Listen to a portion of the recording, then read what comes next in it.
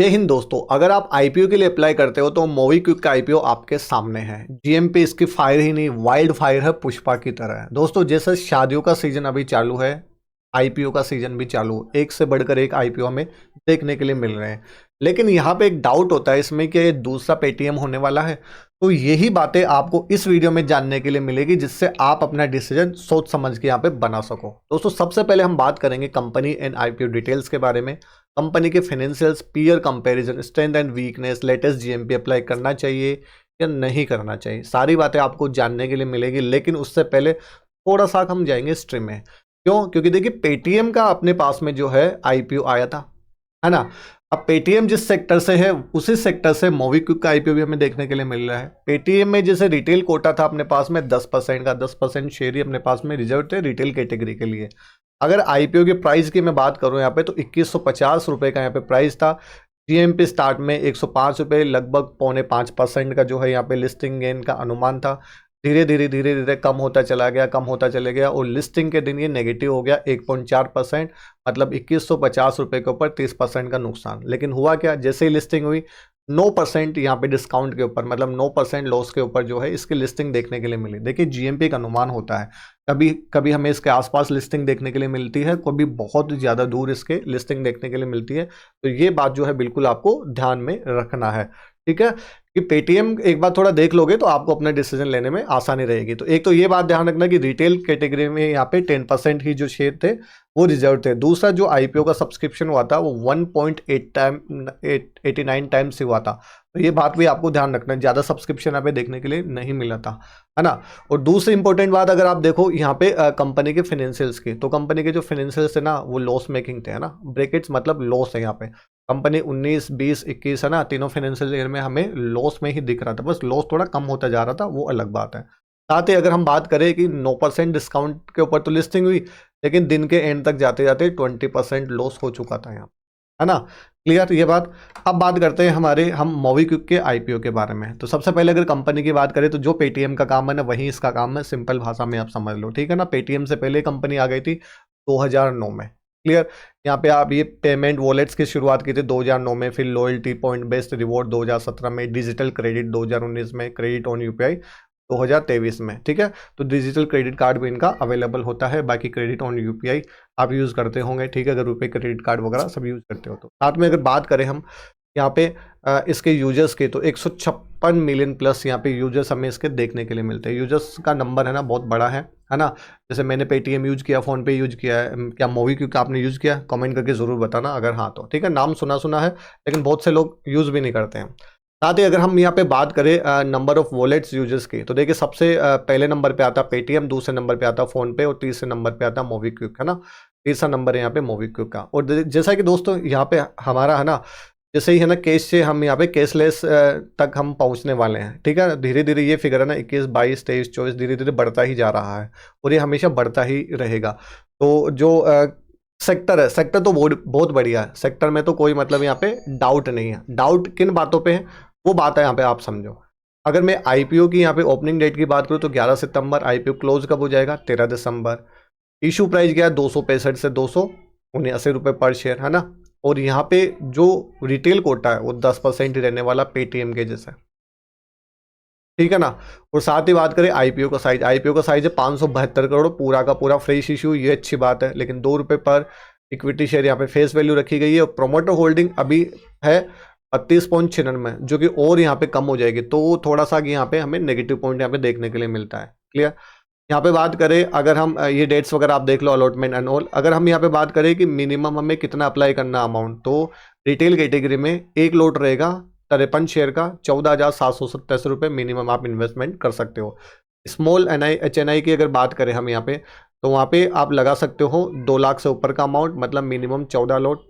और आप ठीक है HNI में लगा सकते हो 10 लाख से ज़्यादा का अमाउंट, मतलब मैक्सिमम मिनिमम आप 68 लोट, ठीक है ना। तो ये बात आपको क्लियर।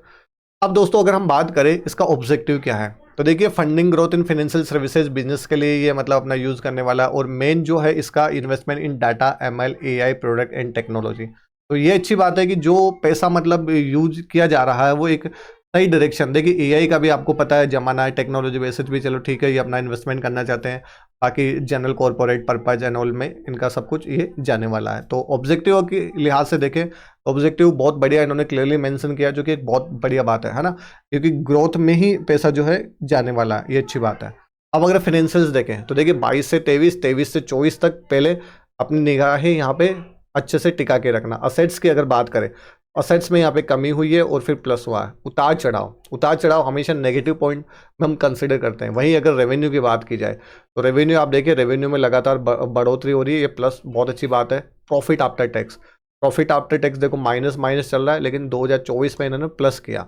थोड़ा सा आगे अभी आता हूँ, लेटेस्ट अगर क्वार्टर में है ना, जून 2023 मतलब फर्स्ट क्वार्टर ये दिया है इन्होंने, ठीक है ना। अगर इसमें देखो तो ये फिर अपने पास में नेगेटिव आ गया, तो ये बहुत बड़ा नेगेटिव पॉइंट है, क्योंकि ऑलरेडी यहाँ पे फिर लॉस ही चल रहा है ना। यहाँ पे 2024 में इन्होंने प्रॉफिट दिखाने की कोशिश की, ये देखिए करोड़ में सारा फिगर, ठीक है ना, लेकिन वापस से यहाँ पे हमें लॉस देखने के लिए मिल रहा है। नेटवर्थ अगर कंपनी की बात की जाए तो नेटवर्थ अभी है 216.54 crore, reserve and surplus as on date 147.21 crore, जो कि ठीक है, बढ़िया बात है। टोटल बोरिंग है 206.34 करोड़। तो कंपनी के पास में कुछ ना कुछ डेट यहाँ पे है, कंपनी के ऊपर कर्जा है तो उसको इंटरेस्ट भी पे करना रहेगा, ये बात भी अपने यहाँ पे दिमाग में अच्छे से बिठा के रखना, ठीक है। तो फाइनेंशियल्स के हिसाब से कंपनी मतलब बहुत वीक है, कंपनी को हम बिल्कुल भी अच्छी यहाँ पे फाइनेंशियल्स के हिसाब से नहीं मान रहे हैं, नेगेटिव पॉइंट है।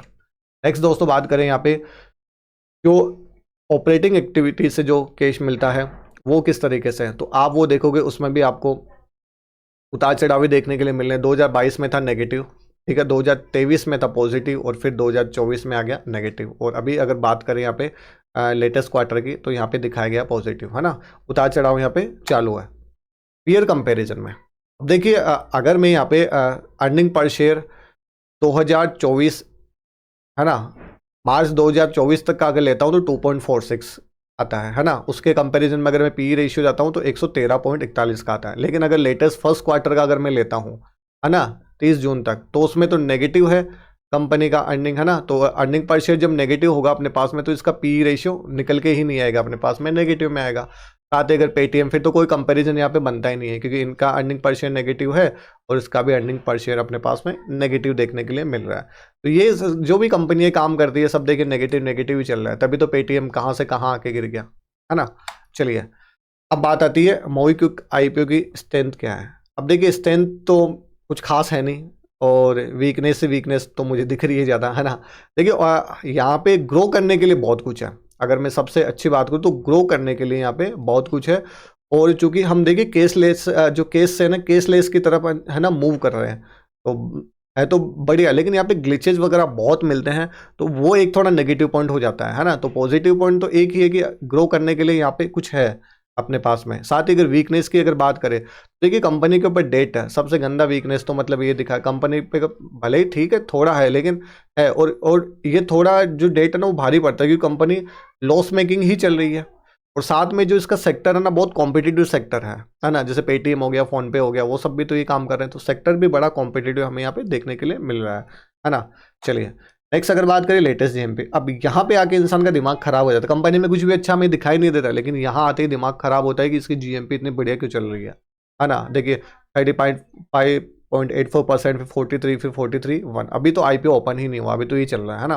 तो अभी आईपीओ होने के बाद में इसकी जीएमपी के ऊपर देखिए उतार चढ़ाव होता रहता है, पॉजिटिव रहती है, नेगेटिव रहती है, वो हमें आईपीओ जब ओपन होगा तभी हमें यहाँ पे पता चलेगा, ये बात तो ठीक है। बाकी हम जो अपना डिसीजन है ना इसके लिए अप्लाई करना चाहिए या नहीं करना चाहिए, वो जब एप्लीकेशन लोग अप्लाई करेंगे ना तभी पता चलेगा, क्योंकि लिस्टिंग के बारे में ना मार्केट सेंटिमेंट, डिमांड, सप्लाई सारी चीज़ों के ऊपर डिपेंड करती है ना। अब देखिए अगर अभी बेसिकली अगर अभी बात करूँ जीएमपी को अगर साइड में रख कर, तो बिल्कुल भी इंटरेस्टेड नहीं हूँ मैं इस आईपीओ के लिए, क्योंकि यहाँ पे कुछ भी अच्छा मुझे बिल्कुल दिखाई नहीं दे रहा है, ठीक है। बाकी आप अपना जो डिसीजन है ना अपने रिस्क, अपने एनालिसिस के ऊपर है ना, मेरी ओर से कोई रिकमेंडेशन नहीं है कि आपको अप्लाई करना है या फिर नहीं करना है ना। जो डेटा है वही मैंने आपके सामने प्रेजेंट करने की कोशिश की है। तो हम यहाँ पे थोड़ा सा वेट करेंगे फाइनल डिसीजन के लिए कि जब इसकी एंकर लिस्ट आ जाएगी अपने पास में, बाकी लोग यहाँ पे कितना क्या इंटरेस्ट ले रहे हैं, किस तरीके से उसका सब्सक्रिप्शन यहाँ पे चल रहा है, उसी के बिहाफ के ऊपर अपना डिसीजन लेंगे कि इसको लिस्टिंग गेन के लिए लगाया जा सकता है या नहीं लगाया जा सकता। लॉन्ग टर्म के लिए मैं तो पर्सनली इस आईपीओ के लिए बिल्कुल भी इंटरेस्टेड नहीं हूँ। और जनरली दोस्तों क्या होता है कि जब आईपीओ का अलॉटमेंट आता है तो पता नहीं रहता है कि अलॉटमेंट कहाँ चेक करें, तो इसका जो रजिस्ट्रार है वो है लिंक्डइन टाइम, यहीं पे अलॉटमेंट आप चेक कर सकते हो कि आपको जो आईपीओ का अलॉटमेंट मिला या नहीं मिला। तो दोस्तों आपका इस आईपीओ के बारे में क्या विचार है, प्लीज़ कमेंट करके ज़रूर बताना।